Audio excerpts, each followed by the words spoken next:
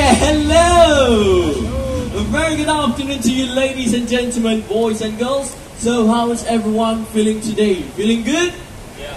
Awesome, that is great to hear. By the way, my name is Shawal and welcome to the Kings of the Sky show.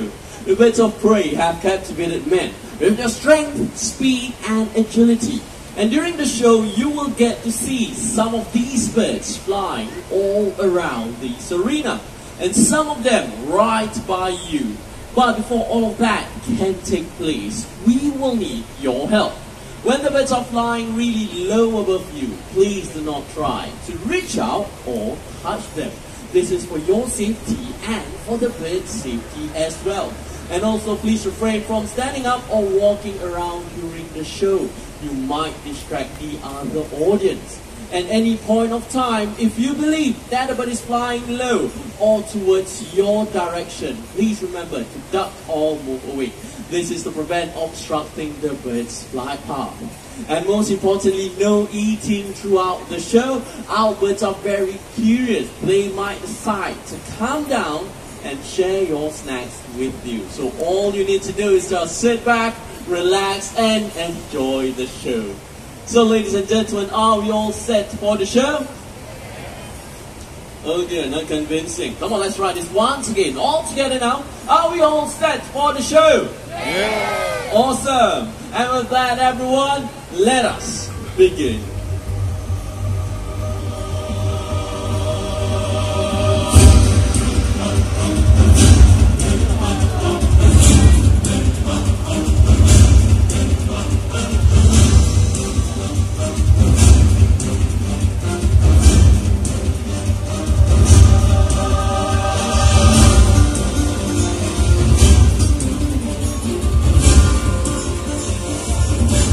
Ladies and gentlemen, this is Susie, our American bald eagle. The bald eagle is one of the largest bird of prey found in North America, and they are also known as the emblem of the United States of America. Now take a good look at her. You might be wondering, why are they known as bald eagles when they have feathers on their head? Well, there are two reasons to it. Number one is that the term bald is actually an old English word for white head. And number two, when these birds are flying high up in the skies, their head will camouflage among the clouds, giving them the appearance that they are bald. Hence the name. Living near constant source of water, these birds hunt for fish, ducks and turtles. They can also feast on small mammals like rabbits and even big animals. By the way, Susie here is 18 years old and it's time for her to head back home. A big round of applause for American bald eagles. Thank you. Alright, next up is one of those few birds that have keen sense of smell. Now I'm referring to a vulture, to be exact, a turkey vulture. So presenting to you, Titan.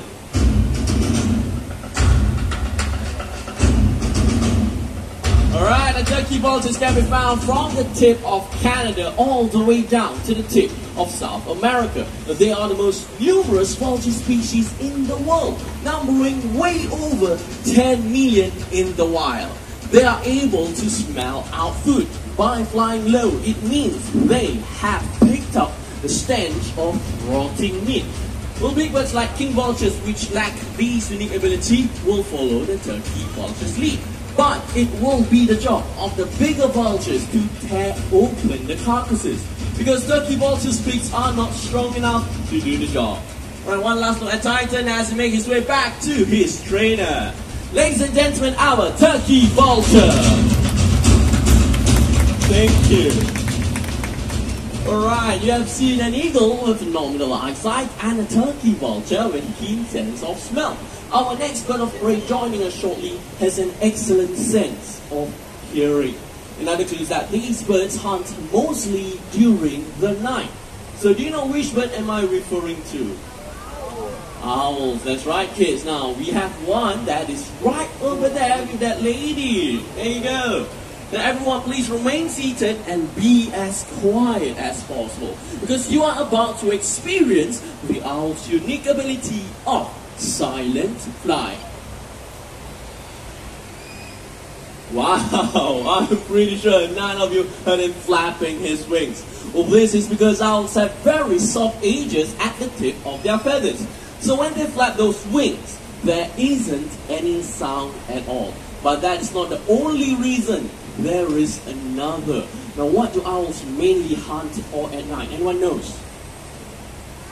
Mice, that's right. Now, mice and rats. Well, these are classified as rodents, and rodents come out at night. Well, they have an acute sense of hearing, so the owl have to be very quiet in order to catch their prey without making any sound at all. That is why they are also known as the silent hunters of the night. By the way, everyone, this is Belang, our Malay fish owl. Malay fish owls can be found in Southeast Asia, and this particular species has evolved to hunt for fish, making them very unique indeed. And the one right there is Soren, our barn owl. The barn owls are commonly found throughout the world, except for Antarctica. And they have hypersensitive hearing, which enables them to hunt in total darkness. Pretty cool, right? By the way, these two birds are special to us because they were hatched and raised right here in the Jurong Bird Park. The Belang is already 10 years old. Take a look at Soren right there. How old do you think he is? Anyone would like to make a guess? Come on, guys. Sorry, 15? No, not that old. He's younger than Belang. He's at 5. You know what? You're absolutely right. He is 5 years old, still young, but already fully grown. That's right. Okay, Soren, I believe it's time to head back. Bye-bye. Talking about owls in general, there are more than 200 species of owls that you can find throughout the world. And all of them are able to do one common thing, turning their head all the way to the back. But the question is, how many degrees do you think an owl can turn its head? Yes, young lady. 360. Yeah, I heard 270 as well. Okay, the correct answer is actually 270 degrees. Alright, okay, 360 not possible. That is a full circle. They might sprain their neck. So it is just 270 degrees, nothing more than that. Alright, Belang, it is time to head back. Thank you very much. Alright, everyone, it is time to have some fun. So right now, we need the help of a volunteer, and I'm looking for a boy or a girl to help me out. So kids, this is your chance. Any volunteers? Alright, can see very few hands, but you know what? Okay. How about I just pick the one that just stood up already? The young lady wearing the glasses with the flower dress. There you go. Make your way down here. Let's give a big round of applause. Okay, young lady, right this way. Okay, come on, let's stand right here in the center. Here we go. So, young lady, would you like to tell us what is your name? Priyanshi. And where are you from, Priyanshi? India. Welcome to Singapore, Priyanshi. Welcome to Jurong Bird Park. A very important question for you. Are you afraid of birds? No? Well, great. So today is your lucky day. So I will need your help for this segment, okay? Hold on to the stick. Priyanshi, stretch it. There you go. Excellent. Now, I'm going to skewer a piece of food onto the stick right here. And what is going to happen is that there will be a bird coming from that side. And okay, let me just pick food back up again and skewer it once more. Alright. Okay, as I was saying, there will be a bird coming from that side and he'll be snatching that piece of food. So you need to hold on to the stick as tight as you can. Do not move your hand or shake the stick. Priyanshi, can you do that?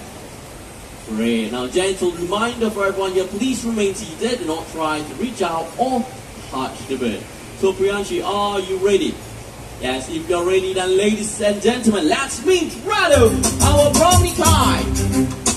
And here he comes, look at him. Great snatch there, wow. But you know what? We shall do this once again. Okay, Priyanshi? Okay, let me just do another piece of food right here. And here we go. Another great snatch there, awesome. And I believe Priyanshi did a really good job. She was really brave. Did you enjoy that? Yes, you did. Give me a high five. Awesome. Let's give her a big round of applause. Thank you very much. Here we go. Our great volunteer. Alright, so ladies and gentlemen, brownie kites are known to be able to snatch food from most surfaces. Now besides snatching, they are able to catch food in mid-air. Alright, let's see if Rado is able to show us. Here we go! Awesome! Having said that, Rado will now be joined by his team of brownie kites. And here they are!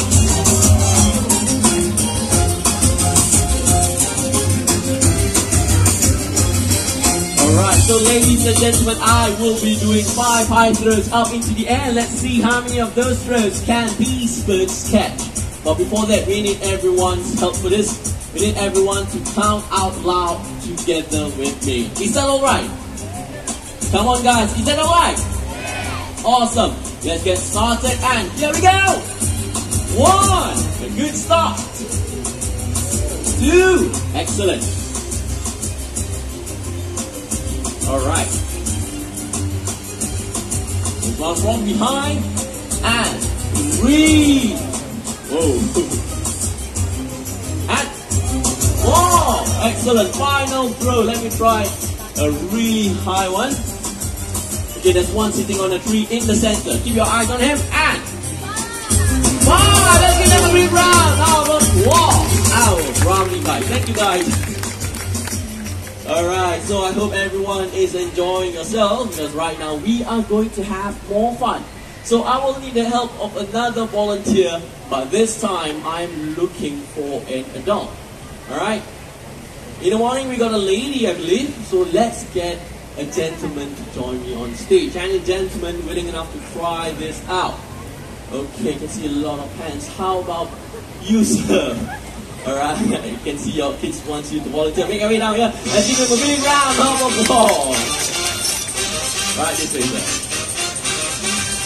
Okay, let's stand right here in the center as well. So, would you like to tell us what is your name?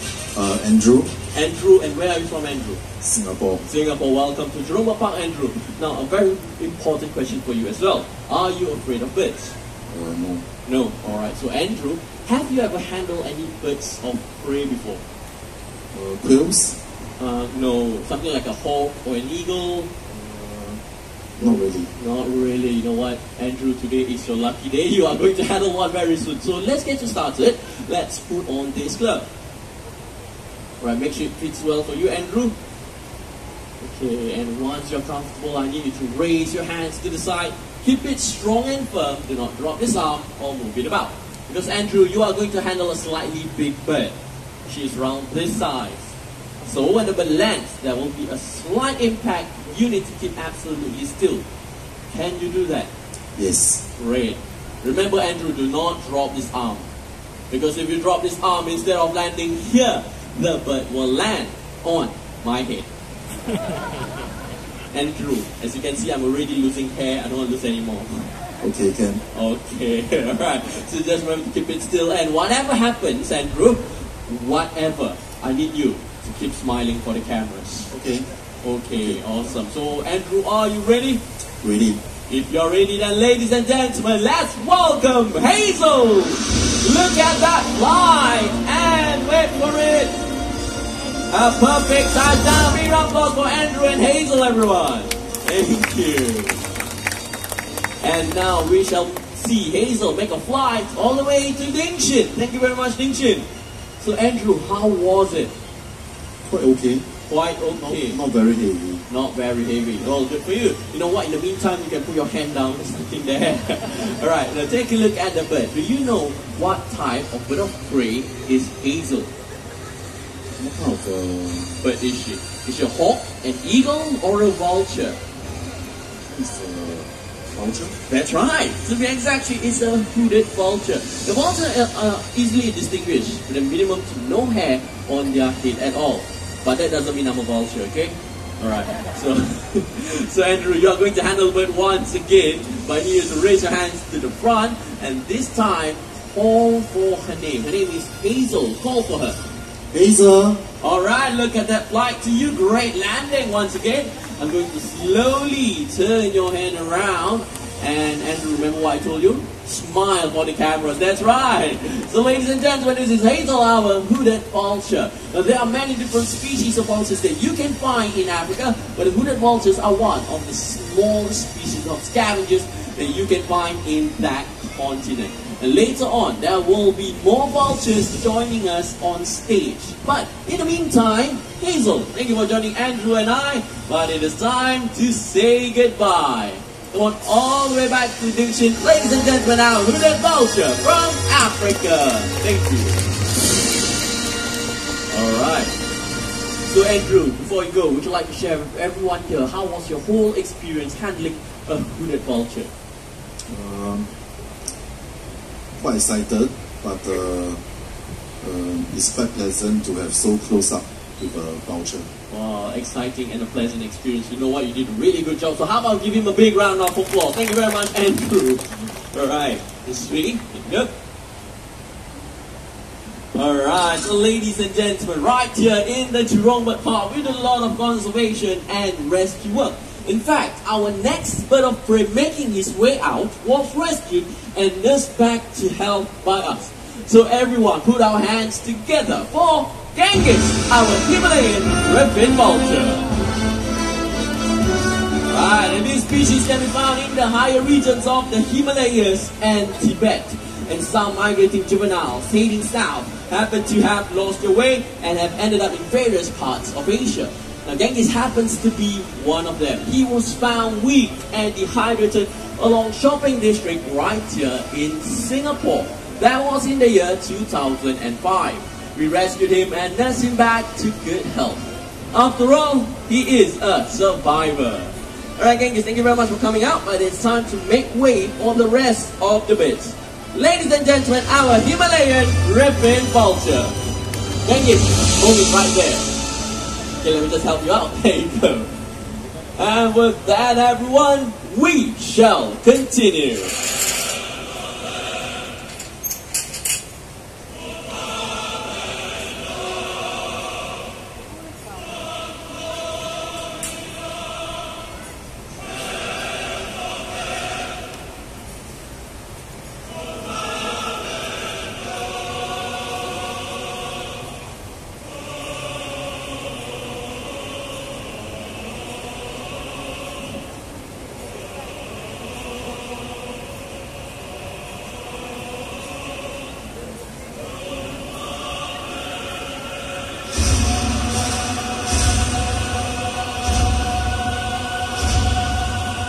Well, ladies and gentlemen, we have a group of vultures out here, and let me introduce them to you. Now, starting with the small grey ones, now those are the white-backed vultures. And these vultures can be found in Africa. And the big brown ones are the cinereous vultures from Europe and Asia. The vultures are very important birds to the environment. They help reduce the spread of contagious diseases by feeding on carcasses. That is why they're also known as nature's cleanup crew. Now, unfortunately, some of them are rapidly declining in the wild. For example, did you know that the white-backed vultures are critically endangered? That's right. As for the Asian vulture species, the slender-billed, red-headed, and the white-rump vultures are facing extinction in the wild. By the way, we do have good news to share with all of you. Now, recently, countries such as India and Cambodia have officially banned the distribution and use of veterinary medicine containing diclofenac, a substance which poses a fatal risk to vultures. Now, vultures are exposed to this substance from corpses of animals, especially cattle, which has ingested diclofenac previously, which can be found in medicine used to treat animals. Now, research has proven that vultures have a strong reaction to diclofenac, which can be fatal. Therefore, this ban has been spectacular to preserve the vulture population and to prevent these birds from becoming extinct. It is indeed remarkable. And with that, everyone, after having seen all these birds of prey float here today, I'm sure all of you would agree that they certainly deserve and merit the title, the Kings of the Sky.